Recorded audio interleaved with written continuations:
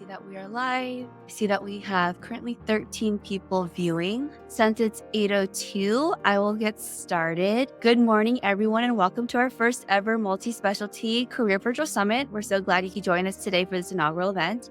As you all know, ACOG, AOA, IDSA, Endocrine Society, and Healthy Careers have all come together to create the summit.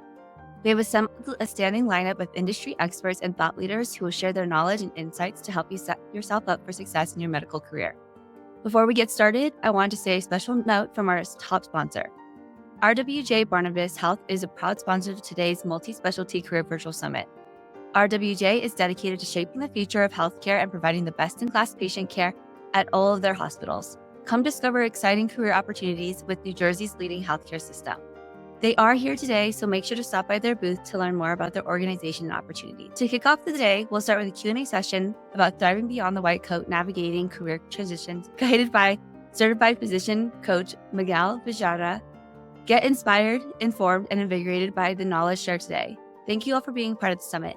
Miguel, take it away. I'll share my screen. Awesome. Good morning, everyone. I'm very excited of being here today with you, sharing wisdom that I have learned over my career in internal medicine. First, I want to tell you a little bit about my background story. I'm an internal medicine by training. I'm board certified. I'm a fellow of American College of Physicians, and also I'm a fellow of the Society of Hospital Medicine. I have held different leadership roles among my career as hospital medicine. I get into telemedicine over the past few years, mostly coincidental with COVID. So I do also have some telemedicine work besides my clinical work in the hospital. And a few years ago, I decided to start, as far as my leadership role, to start mentoring physicians. I saw an opportunity to build a business as Adoctorsjourney. So I became a certified physician life coach, and I'm also a positive intelligence coach. I offer career advice to physicians that are interested into making a change or a pivot on their career. Among the audience today, we're going to have different from physicians, early, mid, late stage career, also residents and fellows. So you're all welcome to this event. Today, rather than a formal presentation, even though we do have some information to share if needed, I'm more here to try to answer any questions you might have. From my standpoint, I can tell you that first and foremost, life is in the transition. We all go through different changes, either from medical school, residency, fellowship, or life as an attendant. Whatever the settings we're working at, either private practice, community hospitals, academic, and so on and so forth. One of the things that I have learned over the course of my career is that having a framework that can help us gain the clarity of what is going to be the best next step for us, it's very useful when you get to sit on a table, either to discuss with a potential employee or you're getting your feet wet into a potential career change. I have done multiple presentations about this topic. I'm also very passionate about physician well-being. I started my career as a burnout coach, and I offer career advice also to physicians dealing with moral injury and also, unfortunately, burnout. This is something that I always bring to the table, no matter what the topic is, that we need to take care of ourselves, and burnout is real and we struggle with it. We might not eradicate it, but we might be able to manage it. And I truly believe that physicians that are empowered and interested in getting into leadership position and drive a change within our healthcare system, that's how we're going to change and shape the future of our healthcare system 2.0. So that's the message I have for you today. It's going to be a very special day. We have a lot of interesting activities. I know more about Adoctorsjourney, which is my website, and I have multiple resources available on my booth that you can check along with this event. We have an amazing panel that will be coming later that we strongly encourage you to attend and assist, because you're going to gain a lot of clarity from physicians that are also going through the journey and the path of building their career in medicine, and they're going to share their insights. I truly believe in the power of storytelling. Like by telling the story, you can get insights that you can apply and shape your life and your career in general. I struggled with it for a long time, and through a lot of hard work, that's how I came across coaching. I was able to kind of gain what I describe as independent rather than freedom. I would call it flexibility. I have a very flexible schedule. I've been able to reduce my clinical shifts in the hospital, and that flexibility has allowed me to build another stream of income through different investment in real estate, my coaching practice, and I'm very passionate about all this. So I'm here to serve you, though. Therefore, I want you to make any specific questions you might have about either career change or what your next step might be looking at. But in the meantime, I can tell you that simply watching a video with the CEO of LinkedIn, which I'm very active, and instead of focusing on what career you're going to choose next, he was focusing on the fact that in the future, the focus in career development is more about the talents. What are the talents and the skill set that you need to build? He's quite fascinated because you might feel medicine is like, we know if we go through medical school, we have all this knowledge, all this training, we're amazing at our craft, but definitely we are not exempt from the fact that we need to develop some talents.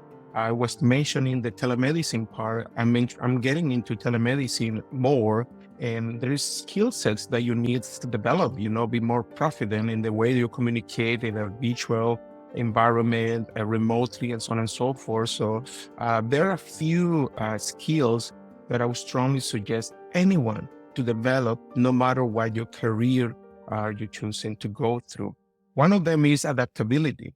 Medicine is changing. It's changing every single day. Unfortunately, physicians, and I've been there myself, we're not really good at changes. But unfortunately, artificial intelligence, all these new digital health and technology that is being deployed, there's a lot of research out there that we need to catch up with those changes. The second skills that I will say is quite important for any physicians is the communication skills. I'm not talking about communicating to your patients, of course, but definitely also build skills about communication when you're sitting at the table, when you're discussing either your contract or you're going through a negotiation process and things of that nature. So there are multiple courses and resources that we can discuss among these particular talents that any physician should be interested in developing, mostly those in early career stages. The third one is going to be leadership. I believe that you don't need to be the CEO of the hospital to develop your leadership skills. You can do it anyway, anywhere, in whatever way your path of choosing career is. I think that this is part of the path of any physician. I believe that any physician has the skill set to be successful in any career that they decide to go through. I can tell you and share with you amazing stories for different physicians that have decided to continue practicing or building businesses inside and even outside of medicine. Definitely, I think we had the leverage of the knowledge as far as we have the interest on developing any missing gaps in our knowledge. The last thing I will say is problem solve. This is something we need to focus on. The art of compromise when you're sitting on a table and negotiate your contract. Those are things and skills and nuances that we don't get in residency, we don't get in fellowship, we don't get in medical school for the most part. I think more new programs are integrating some of it.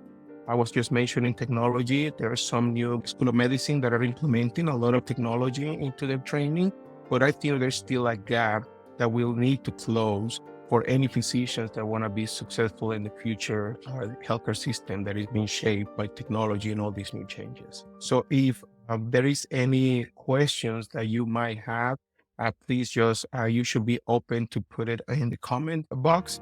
So that way we can share with you some information. So as I was mentioning, burnout is real. 1 in 2 physicians are burnout. And I know that this doesn't apply only to practicing physicians. Also, it applies to residents and fellows. And this is something we need to pay attention to our well-being. The second thing is 2 in 3 nurses have burnout. 33% of physicians are planning to quit their job in the next 2 to 3 years. 55% are planning on going part-time. I've been there myself back in 2017.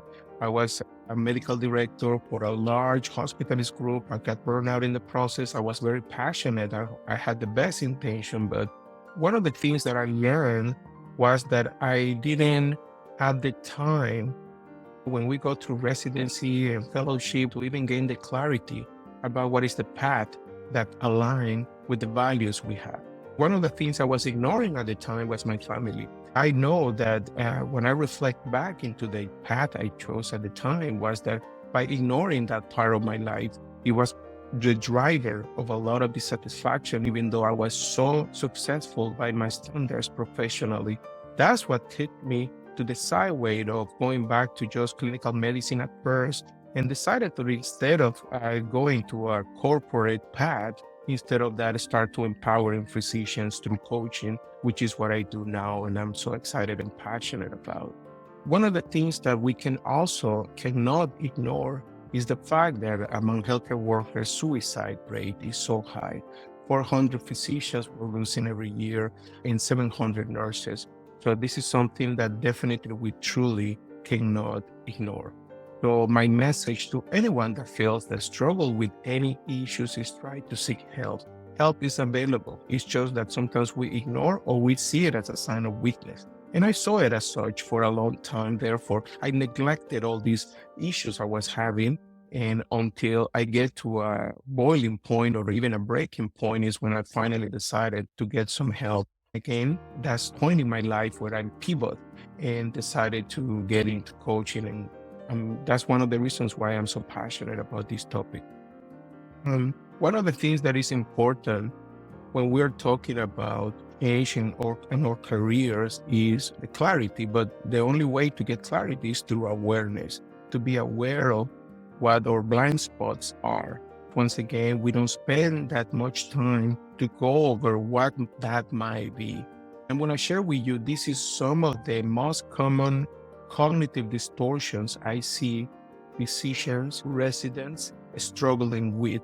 And sometimes those cognitive distortions we need to work on to overcome those limited beliefs, and you can get the path that you want and find a more successful and I would say enjoyable career in medicine. The first one, precisely going back to burnout, is the fallacy of the patient comes first. That's the way we were trained, right? We're passionate about taking care of our patient. We love our patient. We're advocates of them.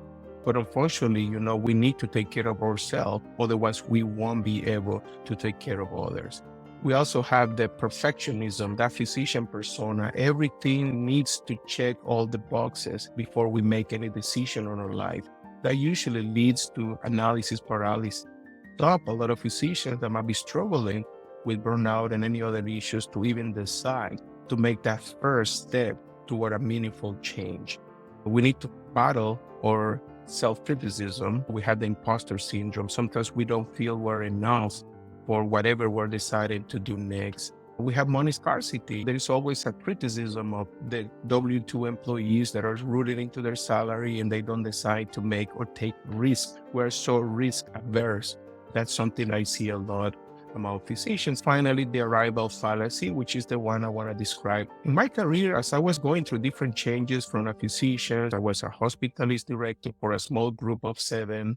Then I went to a larger healthcare system. At some point, I was leading a team of about 50 physicians and around 30 nurse practitioners. So that was a quite huge amount of time to manage all these physicians and nurse practitioners. I was checking all my boxes as far as my career path and my success in my profession, but unfortunately my quality of life was going in the opposite direction, and I ignored it for a long time. Is that idea that once we get to from point A, from B, I'm going to be happy, or from point B to C, I'm going to be happy, and so on and so forth. But that never happened, because we need to bring, again, this level of awareness of what your top priorities are in life. That usually give you that insight of what to do next. So we have a question right now. Is from Greg. He is an infectious disease fellow, and he has suffered from burnout during internal medicine residency in the midst of COVID. He's been slowly recuperating from this time in medicine, and he's appreciating the message I'm spreading. I'm going to tell you, Greg, well, first, thank you for having the courage to share your story. I can tell you without knowing you that I'm very proud of you to have this first step, or at least acknowledge that there is a problem. Because believe me, there's a lot of physicians that are, I would call it, they're suffering in silence, basically, because they know there's something wrong, and yet they fail to take any action or even to acknowledge that something is going on. That's one of the things that I try to raise, as I said, awareness among physicians. We need to take care of ourselves, because otherwise we cannot take care of our patients. I have seen it over and over again. I'm one of those believers that at least you need at least four things to get to that point of have this meaningful and joyful success in life, in medicine, business, whatever the path you chose. One is, of course, profession. You need to be successful, and hopefully you have the background, your leadership team to support you to be at your best. And unfortunately, that's one of the things that we're missing a lot. Therefore, that's why we need more physicians in leadership role. The second thing is relationship, whatever you want to call it. You really need connection and social connection, and that support that I call the backup team that will help you and push you through the challenge of the journey of practicing medicine in the United States. The third thing is finances. I always bring the message of try to take care of your finances. Unfortunately, physicians are the typical target for a lot of schemes that expose them to not the best financial decisions for their life. So I always encourage physicians to either learn as I did or get good advice about how to manage your finances. We also need time for ourselves. Our solo time is quite important, time to reflect, time to recharge. I'm a true believer that we need to take your physical, but also our emotional health and your level of energy. Your level of energy is through the day. Those fluctuates over time, but unfortunately, when we're always running with our batteries at the low level, that compound over time and takes a toll on our mind and bodies. I would say very obsessed with building frameworks that you can deploy and into your life and your career. And one of the things when I was doing leadership in hospital medicine, I still consider myself a leader. I'm leading a few quality improvement projects. I did a lot of quality improvement research to reduce risk in the hospital, and I was able to publish some of these papers and even present in some of the summit of the Society of Hospital Medicine. But the point in case is that you can use some of these frameworks and try to bring them into our life. One of the things that I think physicians sometimes we're not good at is to build a good, efficient flow that can allow us to be efficient with our time management. I think that is one of the things that technology I see clearly is coming soon to help us shape and make us more efficient. As far as my increasing network through my coaching business, through Adoctorsjourney, I've been able to meet CEOs of different new healthcare startups, and I can tell you, there's a lot of artificial intelligence driven applications that are in the pipeline and will come soon, will be available to improve our workflow, including scribes features, automatic billing features, and things of that nature that we'll see when it will be available for most physicians, like the frontline providers. But I can tell you that I've been able to test some of this new technology and the results are quite impressive. What I like about this movement is the following. A lot of these new healthcare startups are coming from physicians. Are physicians coming up with ideas, connecting with the right people, and building these new products. So I'm very excited to support these efforts to the extent that I've become an advisor of a couple of healthcare startups that are working on similar projects to make us more efficient on our daily practice. Definitely, I think that those are few things that at least stopping us from spending that much time sitting on a computer, making dictation, typing, and so on and so forth. I think we have at least more time to spend with our patient, which is what we love the most. All right. So this is a roadmap that I have used for anyone that is interested on a career change. And once again, let's define career change or career transition. That could be, of course, someone coming out of residency, looking for the first job, or coming out of residency and decided what fellowship they want to do, coming out of fellowship, going to practice, and what could be your best next step. One of the things I always share with my clients is actually, I don't tell people what to do. I just show them what they know. They already know, but they're not aware of. And one of the things, once again, I was mentioning is to come up with what are your blind spots, the things that you don't know what you don't know, or things that you have not seen quite yet. And getting to a point of being more insightful about what is your next step gives you that clarity, that confidence. Not only confidence, like confident now, but self-confidence on what you can become in the future. So one of the things that I always encourage anyone to define is going to be what are going to be your core values. Your values to what are the most important things that is driving you, make you excited, make you powerful. I can tell you that from this insightful knowledge, I come up with what is called the non-negotiables. What are the things that you cannot negotiate on your next job? And sometimes it's not only money. A lot of people focus on money, which I think is nothing wrong with that. I think you can get into a table where you can get as much as you deserve for the work you're going to perform. I'm all for it, but you cannot ignore other aspects of your life. The best example I can give you is in the case of my family. That's a non-negotiable. I go and have dinner with my family every single night. Any position that will affect that, I'm not going to go for it. It's just as simple as that. That's a non-negotiable that I have set for my life and my career. Is it easy? It is not. It took a lot of work and effort, but I was able to get it and make it happen. It's just a matter of sometimes physicians undervalue the power and leverage of negotiator when you're sitting on a table. I'm not saying that you can have all endless possibility, but definitely in the art of compromise, when you know clearly what you want, it's going to give you one step ahead when you are sitting up on a negotiator for a contract to give. The second thing is a career portfolio. It's not just about building your resume, as I said. It's about building of talents that you have. Also, the ones that are missing. Because if you're pursuing a career that doesn't have or require things that you don't have yet, you can definitely narrow that gap by going through. Nowadays, it's so easy to learn anything. It's just a click in YouTube and you can learn and become even like creator of chatbot through artificial intelligence for your business, as I did not long ago, by the way. To get some of this information and knowledge. That you don't need formal courses, but the third part that I always encourage physicians is get to the right group. Right now, I'm in Santa Monica with other coaches. We're building a mastermind that we're working on. So get on the table with the right people that inspire you, support you, and empower you, and get the right mentors too. I'm all for mentorship. I'm all for coaching. That has definitely drastically changed the way I see my life and my career. Finally, again, get to leverage social media groups. Use it mindful of. There are amazing groups of physicians that are getting into business and career changes and so on and so forth. Adoctorsjourney is my website if anyone wants to connect. And we have a lot of resources for career change, for burnout, and all those resources are definitely available for anyone interested into. By the way, I want to make an announcement that for those that attend this event that we're hosting right now, the panel that is coming later, and they can at least connect on my virtual booth where my assistant is going to be answering any question you guys might have.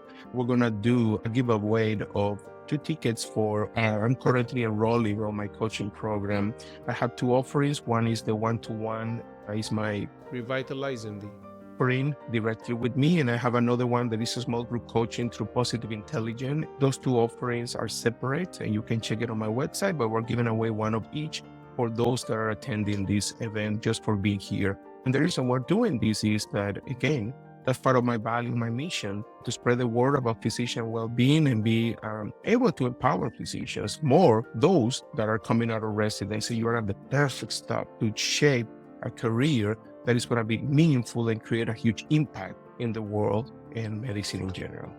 So we're getting right on time for the 30 minutes. So if you guys don't have any questions, we will close soon this live broadcast. And I'm hoping to see you in a few hours on the panel. We're going to have 4 amazing attendees from different medical associations. They're going to be sharing their journey and their stories about their struggles from going from residency or fellowship out of practice. I think it's going to be extremely useful for anyone at any stage of career that is entertaining a change on their life. Thank you very much.